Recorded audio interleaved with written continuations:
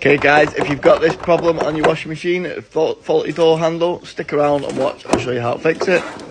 This little LED light is really helpful for jobs like this. It's magnetic and if you keep it on your keyring, really handy to use.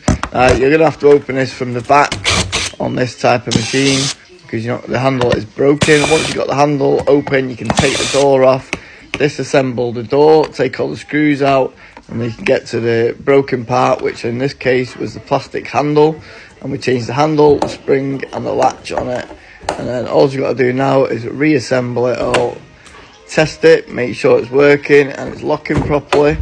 And then once you've done that, before I'm going to put it back in, I'm going to fill it up on put it on a rinse, and then once it's filled up with the machine, I'll cancel it and then drain the water out. And I'm just doing that to make sure there's no leaks on the door seal or anywhere else. So if it's working okay on it, once that's confirmed, go ahead, you can refit the top or the bottom, whichever way you accessed it, and then you can reinstall the machine back into the kitchen unit and refit the doors. Check it's all level, test it again before you leave and make sure it's all working. If you like this video, make sure you like and make sure you follow and drop a little comment and let us know what you think.